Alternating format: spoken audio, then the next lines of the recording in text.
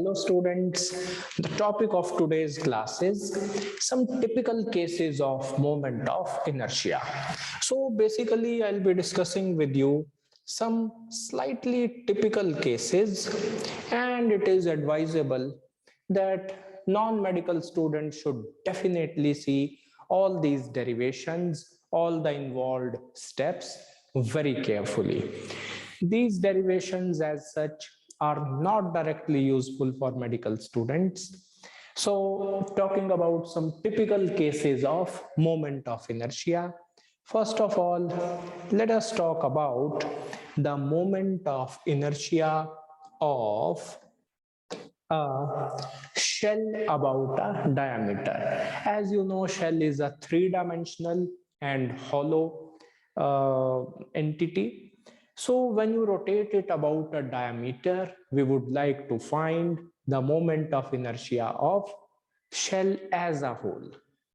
So consider this first situation, that let us say we have a spherical shell of mass m and radius capital R. So when you imagine a shell little bit like this, what is going to happen if I cut this into many number of elements parallel to this diameter? Think of the situation. What is going to happen? What are we going to see if I just cut this along many parallel lines like this?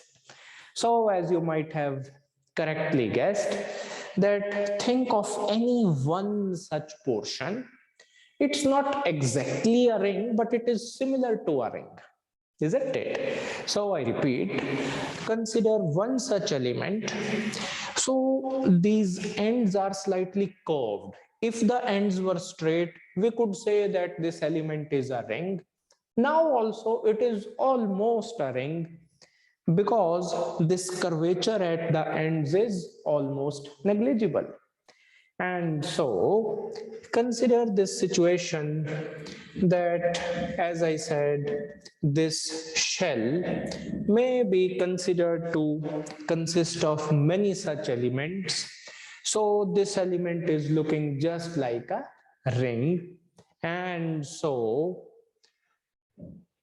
with this fact in mind, that a shell basically consists of many parallel ring-like elements, with that thing in mind, let us try to find the mass of one such elementary ring. Then we'll find out moment of inertia of that ring. And once we integrate, we are going to have the moment of inertia of complete shell. So that's the point. And so talking about this derivation, as I said, we are considering one such elementary ring, and and our first challenge, of course, is that if we are having a ring like this, how do we find out its mass? So step number one, think of the area of the shell. Of course, the area of this shell is 4 pi capital R square. The mass capital M is uniformly divided over this area. So if we can somehow calculate the area of this elementary ring by unitary method, we can very easily hope to find out the mass of this ring. And how? The steps are totally easy. Let us say, if I just consider, let us say, the moment of inertia of the given ring about this diameter. Then, presuming that the two ends of the ring, they are joined to the center of this shell C by two lines. So its angular width is shown as d theta, whereas this element makes an angle theta with this vertical diameter. So clearly we know that angle theta is defined as length of arc upon radius. So consider this element which subtends an angle d theta at the center. So clearly length of this element would be r d theta. Moreover, we also observe that because we are considering the ring in this fashion with these variables in mind, what is the radius of this ring? Naturally, it would be r cos theta. What is circumference of the ring? Yes, 2 pi r cos theta. So because now we have this much information, this ring is having circumference 2 pi r cos theta and a thickness equal to r d theta. So it has area 2 pi r cos theta into r d theta. It has a mass which can be found by unitary method, mass per unit area into given area. So the mass of this ring alone is m cos theta by 2 d theta. If there is any doubt in any steps, you may call me anytime. So what about the moment of inertia of this ring alone? We observe that for a ring, moment of inertia is mass multiplied by radius square. So it is having a moment of inertia which is mr square by 2 cos cube theta d theta. So once we want to find moment of inertia of all the rings, we just need to go for integration. And the next logical question would be, what should be the limits of this integration? So the answer is quite easy, that from this vertical diameter, we have considered this element theta. Automatically this convention comes into picture that angles to one side have to be considered positive, and so angles on the other side would become negative. So as you might have very rightly guessed, the limits of theta are going to be from minus pi by 2, or you can say minus 90 degree to plus 90 degree. So when we put these values and perform the integration, I'm writing a direct result actually. What we can do is, in the next derivation, which is slightly more difficult, the moment of inertia of sphere. So in that, I'll show you all the steps. For the time being, you just try to integrate yourself and just verify if we are getting this final result, that moment of inertia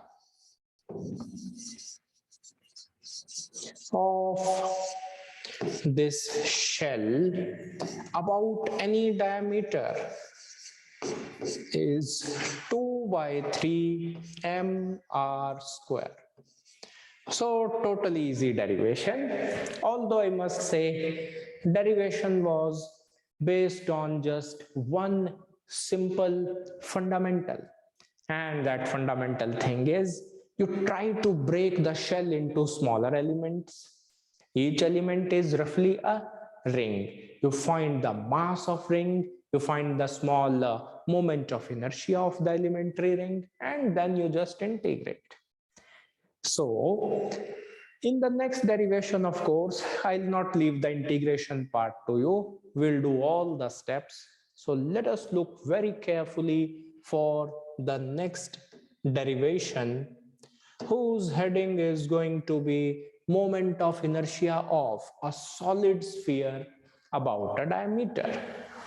So the whole analysis would become very easy if first of all we begin by saying that talking about a solid sphere, and in fact a uniform solid sphere, it's easy to conclude that in a solid sphere, first of all, the total mass capital M, we are assuming, is uniformly divided over its complete volume,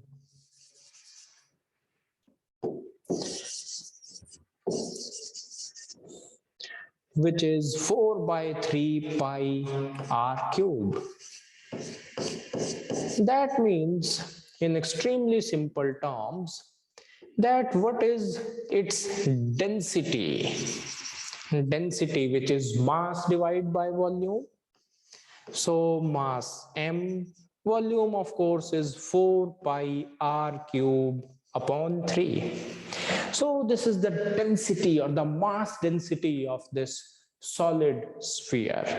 What must logically be the next step? Remember what we did in the case of the shell. In sphere also, we are going to divide it into small elements parallel to the diameter. Clearly, one such element is going to resemble a disk. Exactly. So I repeat that once again with roughly the same type of steps like we did earlier. Let us first think of this shell. So we are again going to find moment of inertia about this particular horizontal diameter. So what we have done is that at a linear distance x from the center O, we are considering this disk which is having a width dx.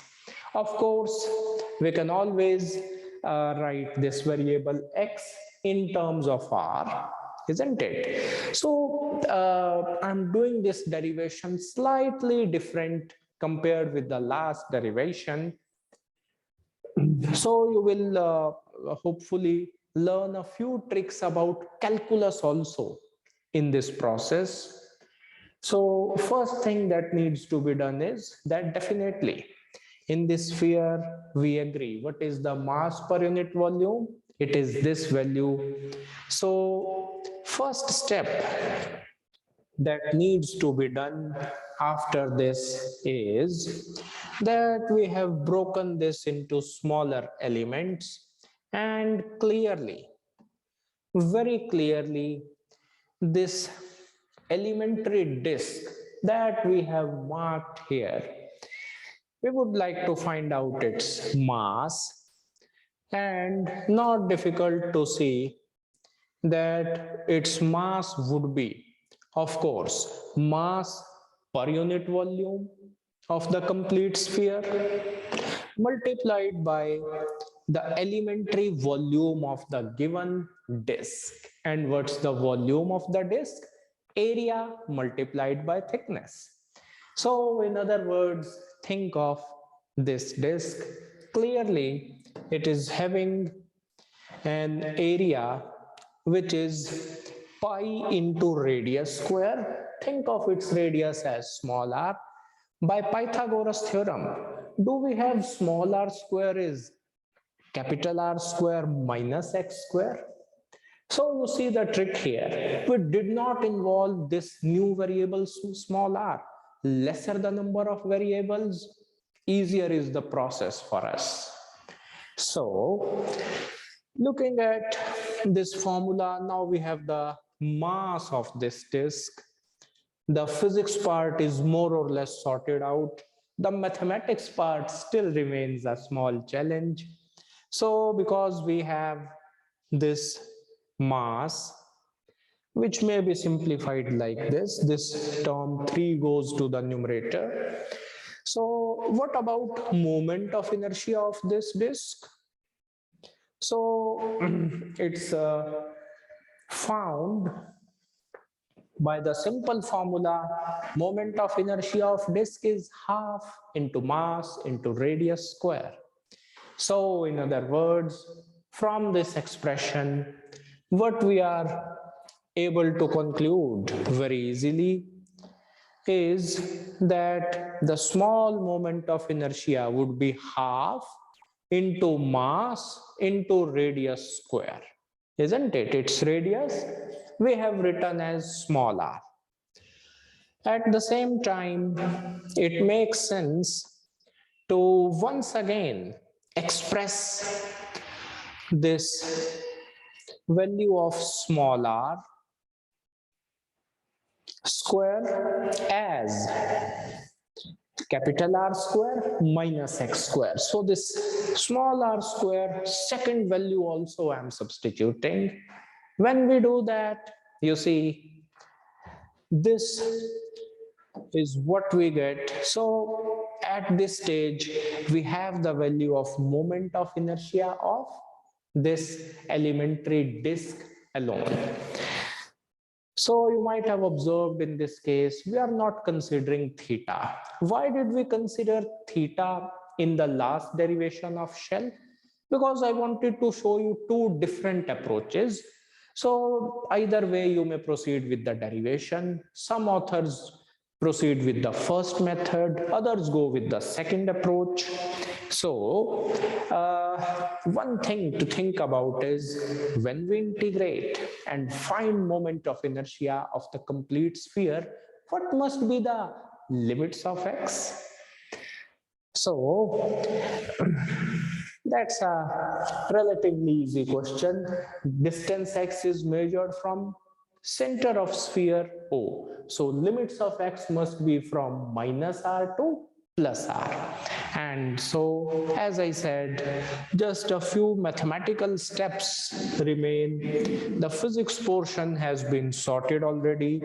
So, because the small moment of inertia of this disk is now known to us, we can first simplify this formula. We'll need to do that, in fact.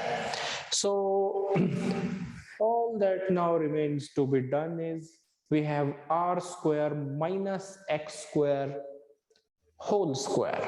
So let us first sort out this term alone. And of course, now is the time to integrate. So first of all, you just put the limits. Of course, the limits of x are going to be from minus r to plus r, which implies that in this expression, it becomes essential for us to first of all simplify this term, r square minus x square whole square. So I've written this in terms of these three terms. Everybody knows the expression for a minus b whole square. It is a square minus 2ab plus b square. Lastly, what needs to be done now is to integrate each of the three terms separately and to put the limits. So I'll just get out of the way so that you may note down everything without any interruption. So we just put all the three terms separately, we just integrate, and of course integral dx is going to be simply x. Integral of x square would be x cubed by 3. Integral x raised to power 4 would be x raised to power 5 by 5. So having done this much mathematics, having put the limits in this definite integral, this is where we reach. And finally, a little bit of simplification shows us that now moment of inertia of this complete sphere about the diameter is coming out to be 2 by 5 mr square. So that's the result we wanted to find. There might be a slightly challenging question in JEE Advanced where you are required to do similar calculations like the sphere might not be uniform. So we must be mentally prepared in JEE advanced conditions that such a question is always a lengthy question. So we must leave such questions till the very end. So I'm sure you benefited from this derivation. So thanks a lot. If you like the channel, you may subscribe. New videos are uploaded every month. Thanks a lot.